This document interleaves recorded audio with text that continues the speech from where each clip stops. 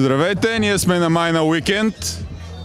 Първия ден приключи след представенията на различни фирми и екоорганизации, които поставиха ИТО в ESG-то.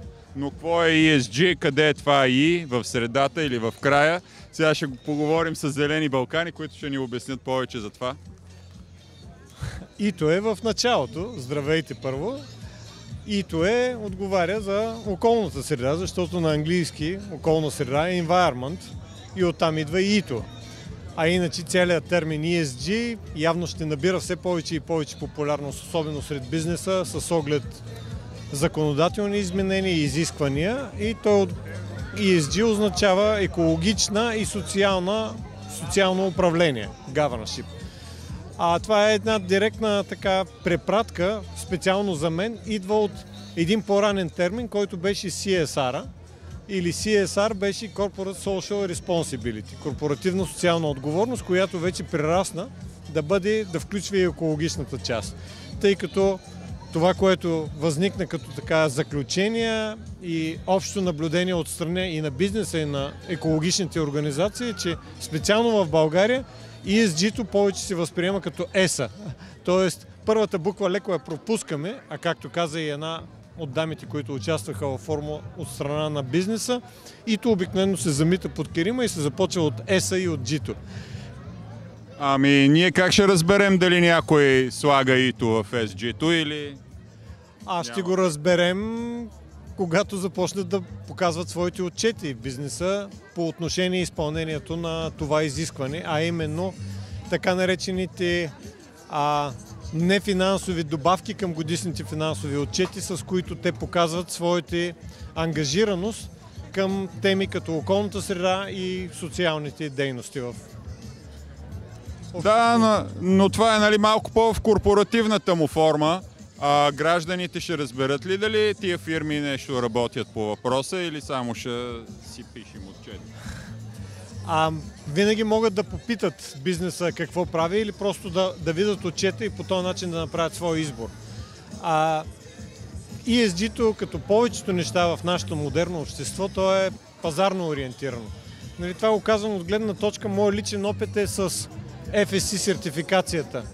Много хора припознават горите като дивата природа и голямо богатство на планетата. Горите са равнозначни на чист въздух. Всички хора така го възприемат. Но какво значат жизнени и здрави гори, могат да ни обяснат от Forest Stewardship Council или така наречената FSC сертификация на стопанисването на гори и оттам и цялата търговска верига, която започва от ресурса горския и стига до крайния продукт.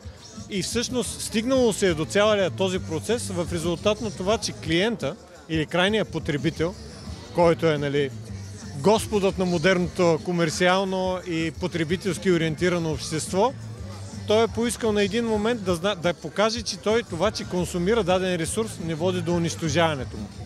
Така че ESG-то, да се върнем пак към него, и ИТО в ESG-то, той има значение естествено за всички нас, защото ние всички живеем в така наречената околна среда, която ни заобикаля. Тя е основният източник на ресурси за нашето съществуване и за развитието на обществото, включително и технологиите стъпват на основата на ресурси.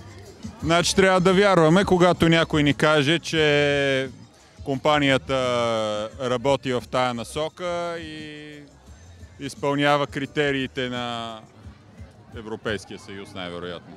Не е само Европейски съюз. В хода на днешната дискусия се оказа, че всъщност доста от фирмите са започнали да правят да покриват този тип критерии и изисквания на база на международни, дали са финансови институции. Много често банките, които финансират бизнес проекти, имат и такива специални критерии за устойчивост, които се оказваше още преди години, че са по-строги от националното или че в някои случаи даже и от европейското природозащитно законодателство, което беше до някъде една неприятна тема за някои от бизнес организациите, които влизаха в тази тема.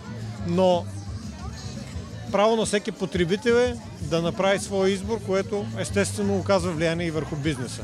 Добре, примерно започва зеления одит и фирмата казва, ние правим какво? купуваме от най-близкия производител, перем с екоматериали, поддържаме чистотата по някакъв специфичен начин или какво? Зависи от естеството на бизнеса, естествено, но част от този екологичен одит, както го наричаме, включва, разбира се, общото намаляване на ползването на ресурси и темата за въглеродния отпечатък. Когато темата беше преди ESG, беше представена като CSR, една от темите беше именно търговията с въглеродни емисии. И много от бизнесите си търсиха аудитори, които да им направят една оценка колко е тяхният въглероден отпечатък и целта беше да го намалят. Много често намаляването на въглеродния отпечатък беше директно свързано с намаляване на разходите, което всъщност съвпада с основния бизнес интерес, тъй като намаляване на разходите естествено води до по-голям финансов резултат, положителен. Добре, иначе да се върнем на основния момент на нашия фестивал. Как се чувствате тук? Доволни ли сте от първия ден? Доволен съм. Това беше едно от първите събития, което събра на едно място. Именно представители на природозащитни организации, които работят в една така доста тясно профилирана сфера, като опазване на биоразнообразието от една страна, и бизнес организации, някои от които вече имат съществуващи партньорства, а други тепърва търсят възможности, за да покрият този критерий и да намерят ефективно и смислено влагане на евентуално средствата, които биха те заделили за своята ESG политика. Да. Иначе това, че излизаме от залите, влизаме в фестивалите и се опитваме да работим по различен начин на сериозните теми, да говорим по по-различен начин, това дали е окей? Дали ще има някакъв ефект според вас? Мисля, че със сигурност ще има ефект, тъй като когато сме в една неформална обстановка, това предразполага обмяна на повече мисли, идеи и възможности, което дава всъщност още по-широко поле на осъществяване на контактите между различните страни, които участват в такива форуми. Окей, добре. Айде, ще се видим отново. Радвам се. До скоро, приятен ден. Чао от Майнатаун. Чао.